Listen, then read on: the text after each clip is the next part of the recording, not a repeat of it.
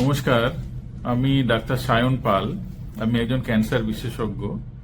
প্রায়শই আমার চেম্বারে রোগীর পরিজনেরা আসেন এবং রোগীকে আনার আগে অথবা রোগীকে আনার পরেও পেছন থেকে ইশারায় আমাকে বলার চেষ্টা করেন যে রোগীকে আপনি ক্যান্সারের ডায়াগনোসিস বলবেন না।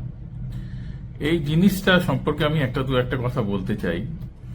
এই ডায়াগনোসিস গোপন করে, সে ক্যান্সার হোক বা অন্য কোনো রোগী হোক, চিকিৎসা করা কখনোই উচিত নয়। তার দু একটা কারণ আছে। যিনি সাবালক অথবা অর্থাৎ যিনি কনসেন্ট বা অনুমতি দিতে পারেন, তার জানার সম্পূর্ণ অধিকার আছে তার শরীরে কি অসুখ হয়েছে এবং সেই অসুখের জন্য কি চিকিৎসা তাকে দেওয়া হচ্ছে, এবং তার অনুমতি ব্যতীত কোনো চিকিৎসা তার উপর প্রয়োগ করা উচিত নয়। এটা হলো 1 নম্বর, এটা হলো আইনত।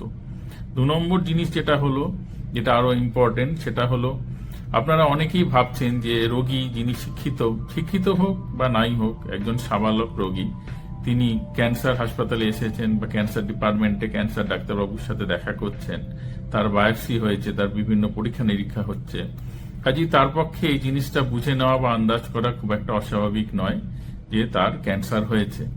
এবং বাড়ির লোকের পক্ষে এই জিনিসটা হয়তো দুজন কেউ কাউকে জানাচ্ছে না, কিন্তু রোগীও জানেন এবং বাড়ির পরিজনও জানেন।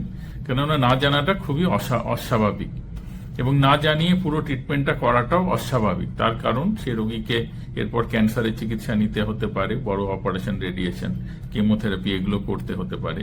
কাজে না জানিয়ে চিকিৎসা করাটা বা তিনি জানবেন না এই জিনিসটা ভাবাটা অত্যন্ত বোকামির পরিচয়।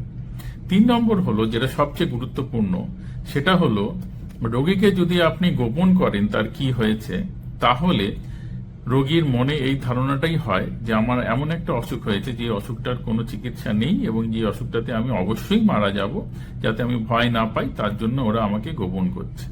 এবং বহু ক্ষেত্রেই হয় যে অনেক ক্যান্সার যেগুলো কমপ্লিটলি কিউরেবল, যেতে রোগী সম্পূর্ণ সুস্থ হয়ে ওঠেন, সেক্ষেত্রে যদি আমরা রোগীর দিক থেকে একটা পজিটিভ মনোভাব বা একটা লড়াই করার ইচ্ছা, সেই ইচ্ছাটা যদি আমরা না পাই, তাহলে কিন্তু অসুখ ঠিক করা খুব মুশকিল হয়ে যায়।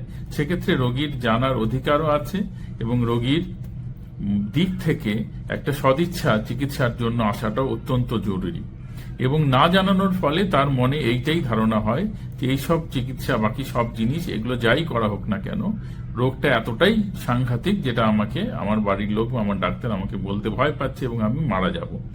একটা জিনিস মনে রাখবেন, ক্যান্সার, আমি বারবার বলি যে বেশিরভাগ ক্যান্সার সম্পূর্ণ আমরা সুস্থ করে তুলতে পারি যদি সঠিক সময়ে তাকে ধরতে পারি, এবং কিছু ক্ষেত্রে সেটা অ্যাডভান্স ক্যান্সার হলে সুস্থ করতে পারিও না।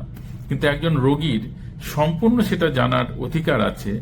যদি ধরুন যে সেই রোগী সেই চিকিৎসার এমন পর্যায়ে ক্যান্সারে পৌঁছেছেন যে চিকিৎসা সুস্থ করা সম্ভব নয়, তাহলেও তার জানার প্রয়োজন আছে যে আমি আগামী যে কটা দিন আমি বাঁচি, সেই কটা দিন তার নিজস্ব প্ল্যানিং থাকবে। ধরুন আজকে আমি জানলাম যে আমি 6 মাস বা 1 বছর আর বাঁচবো, তখন 6 মাস 1 বছর আমি যে জীবনযাত্রা অতিবাহিত করব, সেটা প্ল্যানিং করার আমার অধিকার আছে। সেক্ষেত্রে তার যা ইচ্ছাগুলো আছে সেই ইচ্ছাগুলো তিনি পূরণ করতে পারেন। তাকে না জানিয়ে তাকে চিকিৎসা করে তার এই জানার অধিকার থেকে বঞ্চিত করা এবং একটা অজানা ভয় তার মধ্যে ঢুকিয়ে দেওয়া, যে ভয়টা চিকিৎসা সুস্থতার ক্ষেত্রে প্রতিবন্ধক, সেই জিনিসটা করা সবসময় বর্জন করা উচিত।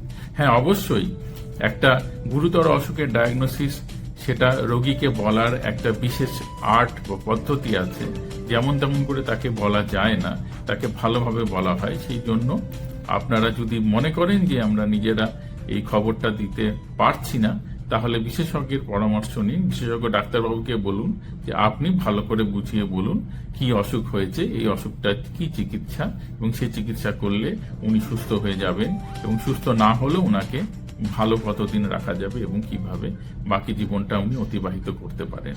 অতএব এইটা মনে রাখবেন, রোগীকে গোপন করে চিকিৎসা কিন্তু একজন সাবালক রোগীকে, যিনি অনুমতি দিতে পারেন, কনসেন্ট দিতে পারেন, তাকে গোপন করে কোনো চিকিৎসাই কিন্তু করা কখনোই উচিত নয়। ধন্যবাদ।